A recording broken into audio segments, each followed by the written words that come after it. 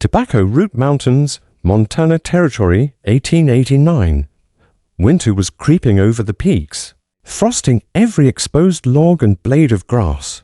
23 miners had spent weeks racing against the coming cold, hammering and notching pine logs into the familiar 12 by 14-foot cabins that defined frontier survival. Each cabin stood as a testament to hard-earned knowledge: thick walls, tightly packed mud and grass chinking, shake roofs, and central fireplaces, all designed to keep a man alive through Montana's brutal winters.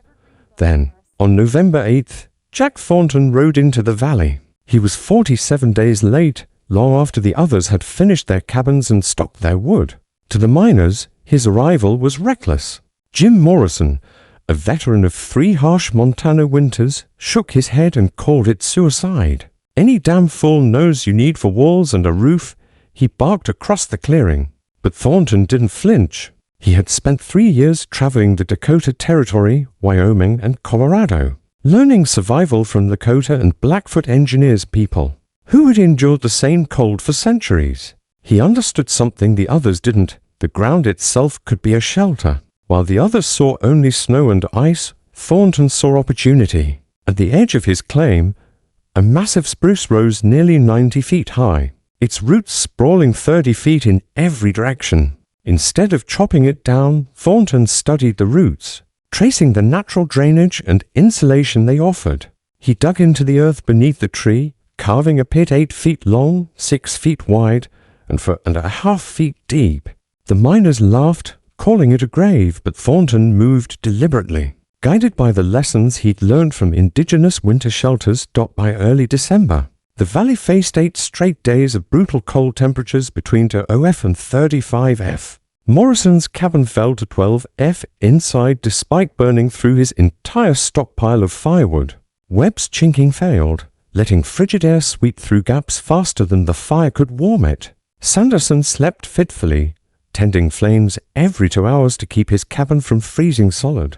Meanwhile, Thornton's underground shelter maintained a steady 50°F. He burned just a quarter of the wood his neighbors consumed, slept comfortably through the nights, and worked on his tools.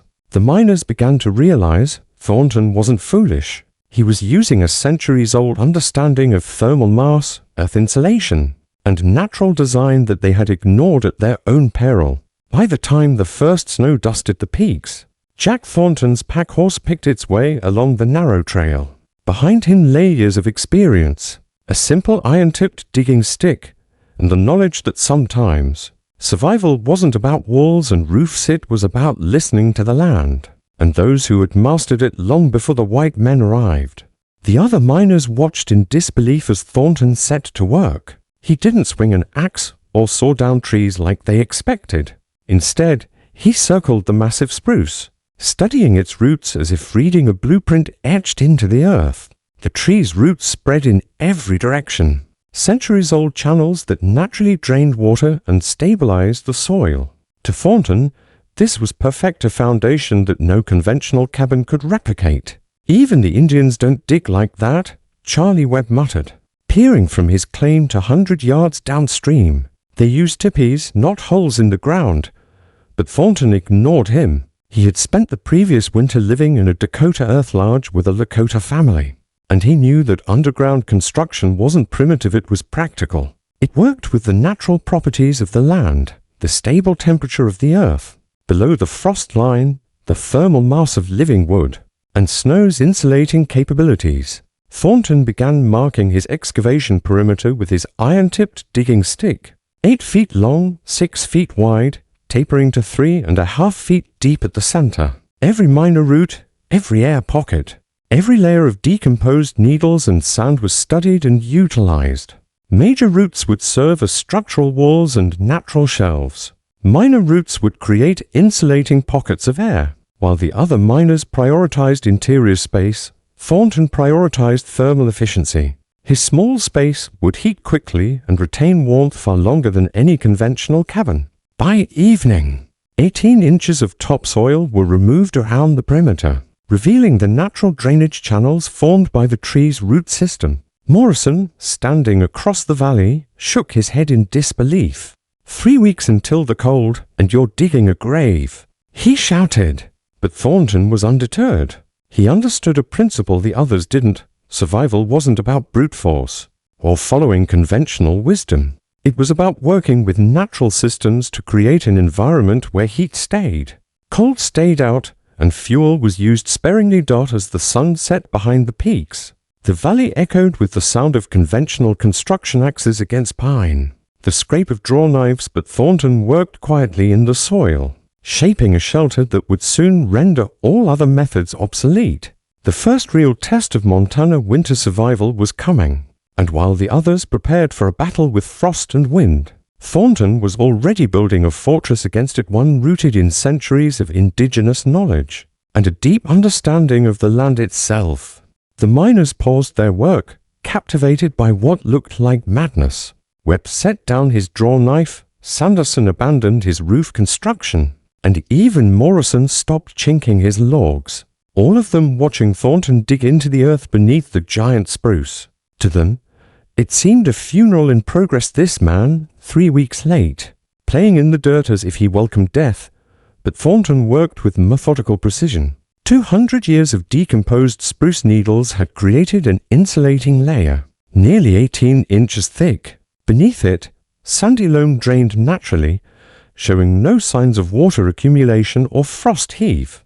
Every shovel of soil removed revealed a subtle genius: air pockets, natural insulation, and roots that could be turned into shelves and supports. Major roots formed natural barriers and structural walls, minor roots insulated pockets of air, and the living wood itself retained heat far better than dead lumber. By November 10th, the excavation reached 3.5 feet at its deepest point. Soil temperature measured a consistent 45 F, exactly as Thornton's Blackfoot guide had promised. Beneath the frost line, the earth maintained a steady thermal reservoir that conventional cabins couldn't access. The massive spruce trunk formed one complete wall, waterproof and impervious to the storms Montana would soon unleash. Morrison shouted across the valley, half mocking, half worried, 3 weeks till killing cold, and you're still digging a hole like a child. Thornton didn't respond. Every movement was deliberate, every measurement precise. He knew that the ground itself, combined with the thermal mass of living roots, would create a shelter that burned far less fuel, retained heat longer, and allowed him to survive comfortably while others struggled. As evening descended, the valley was quiet except for the sound of soil moving, the occasional scrape of roots, and Thornton's steady rhythm. Where the other miners saw futility, Thornton saw centuries of proven engineering, an intimate understanding of Montana's unforgiving winters, and a design that would soon turn disbelief into admiration and survival into a science.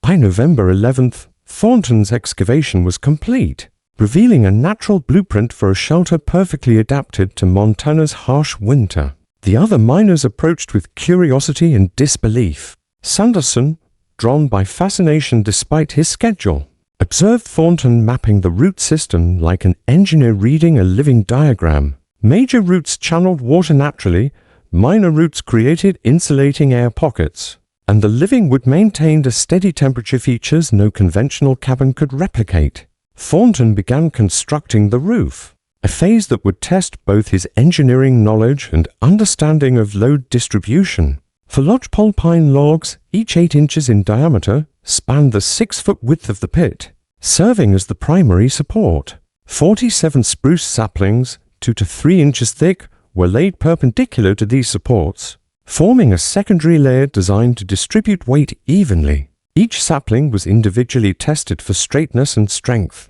discarded if it showed rot or insect damage. Next came insulation. 8 inches of spruce boughs, needles pointing downward, were layered to shed water while retaining maximum heat. This technique, borrowed from the Lakota earth lodges, ensured that heavy Montana snowfall would not penetrate the interior. Over this, 23 sections of spruce bark, carefully selected for integrity, formed the outer weather barrier. Installed in an overlapping shingle style, the bark shed snow and rain while resisting wind penetration. Thornton had calculated the load. Even 3 feet of snow would not compromise the structure. The entrance, perhaps the most ingenious element, angled upward from the main chamber to the surface. This airlock design minimized heat loss by trapping cold air in the tunnel, while warm air remained in the living space. Thornton's sleeping platform was cut directly into the root mass, naturally insulated on all sides. The fire pit was a shallow stone-lined depression, maximizing heat output with minimal fuel. Even Morrison, the seasoned veteran, couldn't hide his growing uncertainty. The roof and entrance revealed sophisticated understanding of load distribution, waterproofing, and thermal dynamics that conventional cabins ignored. Webb had stopped joking. Sanderson admitted aloud that Thornton's design exceeded some conventional cabins. He'd seen fail under snow loads. By the end of the day, the shelter was complete, a compact, underground fortress rooted in centuries of indigenous engineering, tailored to withstand the lethal Montana winter that was now just days away. While the other miners relied on brute force, timber, and firewood, Thornton had built a system that worked with nature itself. Thornton's interior design reflected months of planning and practical experience.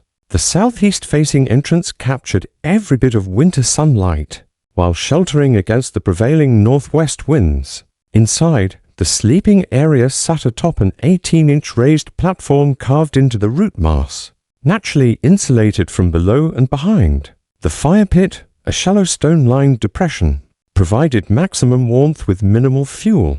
Each cubic foot of space serving multiple purposes: storage, insulation, structural support, and heat management. By November 12th, the basic structure was complete. A small ventilation hole, offset through the roof, allowed smoke to escape while minimizing heat loss. Morrison called across the claim boundary, snow falling lightly. "Still time to build something that won't kill you, fool." But the conviction in his voice had diminished. Thornton's completed shelter displayed engineering wisdom that no conventional cabin could match. For days later, on November 16th, a violent blizzard struck without warning. Temperatures dropped from 23 to F in less than 24 hours. Winds gusted to 60 miles per hour, driving nearly 2.5 feet of snow across the mining claims. Morrison's cabin, which had seemed adequate just days earlier, immediately revealed critical weaknesses.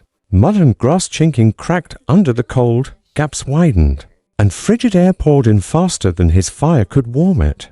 Despite burning 8 cords of split pine per week, nearly double his planned supply interior, temperatures hovered around 19 degrees Fahrenheit. Webb fared even worse. His cabin's chinking failed completely, snow pouring in, forcing him to abandon the structure and seek refuge with Sanderson. Sanderson's most sophisticated cabin also struggled.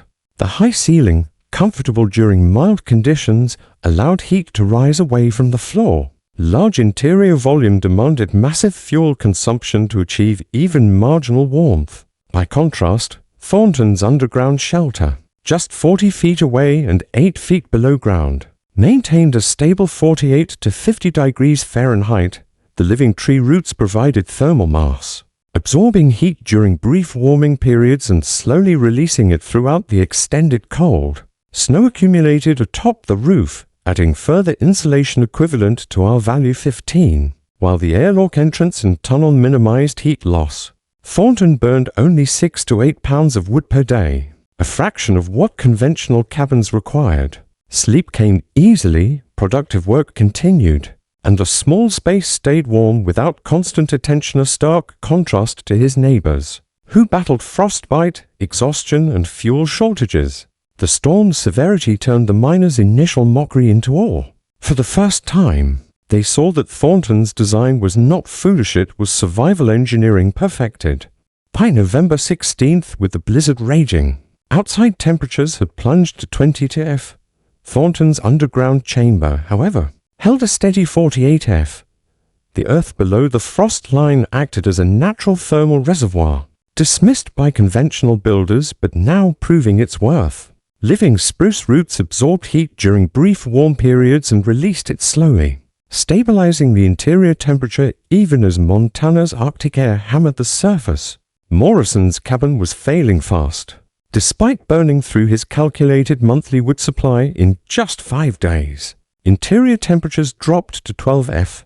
Frost formed on walls near chinking gaps, Metal tools became unbearable to touch, and sleep was nearly impossible without constant fire tending every 2 hours.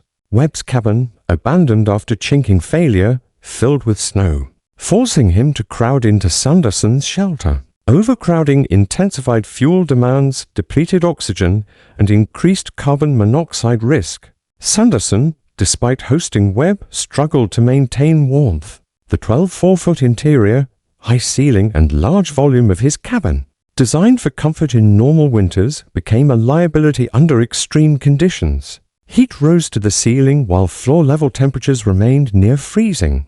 Maintaining marginal warmth required relentless fire tending, leaving him exhausted both physically and mentally. Thornton, meanwhile, tended a small fire only twice daily, morning and evening, burning minimal wood. His confined space heated quickly, retained warmth efficiently, and allowed him to continue productive work, sharpening tools, planning spring mining operations, and sleeping through the night without interruption. The contrast between conventional methods and Thornton's design was undeniable. While his neighbors fought the elements, Jack thrived, demonstrating the remarkable efficiency of working with natural systems rather than against them. The miners began to realize that conventional frontier wisdom, passed down through years of experience, had failed under genuine Arctic conditions. Thornton's underground shelter, rooted in centuries of indigenous engineering knowledge, was the clear victor in both comfort and survival efficiency. By November 28th, after more than a week of relentless cold, Pete Sanderson approached Thornton's barely visible entrance. Sleep deprivation and constant fire tending had worn down his pride and resistance. "How warm you staying in there, Jack?" He called down the tunnel, his voice heavy with disbelief. "Warm enough to work on my tools without gloves," Thornton replied from the 51F interior. While outside temperatures measured 18 degrees Fahrenheit, December arrived, bringing Arctic conditions that tested every survival system to its limits. By December 10th, a dropping barometric pressure heralded the approach of the coldest sustained period in the Tobacco Root Mountains since 1864. By December 12th, temperatures fell to 28°F, remaining brutally cold for 8 consecutive days. The Morrison brothers faced a catastrophic fuel shortage. Jim Morrison had calculated 15 cords of wood for the winter, yet failed chinking and inadequate insulation consumed his entire supply by December 15th. Interior temperatures dropped to 12°F despite burning furniture, mining equipment, and floorboards. Frostbite began affecting his toes, signaling life-threatening conditions. Tom Morrison, sharing the shelter, showed signs of hypothermia, confusion, slurred speech, and drowsiness that could lead to unconsciousness. Webb's original cabin, compromised by snow and failed chinking, became uninhabitable even after seeking refuge with Sanderson. Overcrowding in Sanderson's cabin created new hazards, depleted oxygen, increased carbon monoxide, and accelerated fuel consumption. His carefully designed 12 4-foot cabin, suitable for normal winters, now became a liability. High ceilings caused heat to rise away from sleeping areas, requiring massive fuel input for even marginal warmth. Meanwhile, just 40 feet away, 8 feet underground, Thornton's shelter maintained consistent temperatures in the high 40 F. Minimal fuel was required. The small fire heated the space efficiently, and sleeping came naturally without interruption. He could read, work on tools, and plan for spring while his neighbors struggled simply to survive.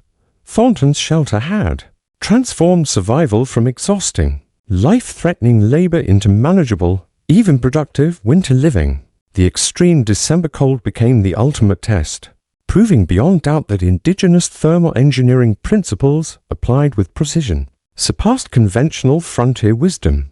By mid-December, the superiority of Thornton's underground shelter became undeniable. Conventional cabins required 12 to 15 cords of wood per month in extreme conditions, far exceeding pre-winter estimates of 6 to 8 cords.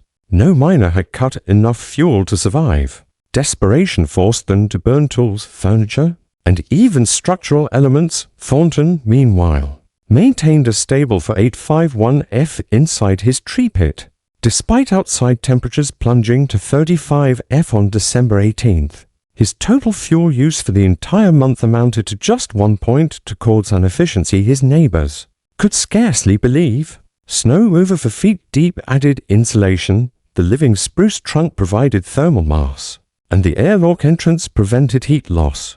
Every element of the shelter worked in harmony with natural systems rather than fighting them. By December 18th, Jim Morrison, facing hypothermia and near-total fuel exhaustion, trudged through the 35 F cold to Thornton's entrance. "Jack, we're in trouble," he admitted, surrendering his pride and acknowledging the failure of conventional frontier wisdom. Sanderson and Webb requested to share or replicate Thornton's design. The community, once mocking his methods, formally adopted the tree pit shelter system. Spring 1890 revealed the full results. Thornton had gained 7 pounds over the brutal winter. Morrison, Webb, and Sanderson had lost 19 to 26 pounds. Fuel consumption disparities were staggering. Thornton burned 4.2 cords for the season, while conventional cabins consumed 18 to 24 cords. Construction time also favored Thornton, for days versus 6 to 8 weeks for standard cabins. By summer, news of the tree pit technique spread throughout the Montana mining region. Miners from Nevada, Colorado, and California arrived to learn indigenous underground shelter methods. The Tobacco Root Valley became an informal training ground. Records were systematically kept: measurements, material requirements, construction variations, and temperature logs. By winter 1890 to 91, 18 tree pit shelters housed 34 miners with 0 cold weather casualties, 75% reduced fuel consumption, and 80% lower construction costs. Thornton's reflection, recorded in 1923, summed up the lesson. It wasn't about being smarter than other miners. It was about listening to people who survived Montana winters for centuries before us. Blackfoot didn't build tree pits because they were primitive. They built them because they worked. From 1889 to 1920, tree pit shelters saved lives, prevented hypothermia, and influenced frontier building practices. Thornton's adoption of indigenous engineering principles proved that practical knowledge refined through centuries of experience could outperform conventional wisdom, leaving a lasting legacy in survival architecture, passive solar design, and thermal efficiency across the northern Rockies.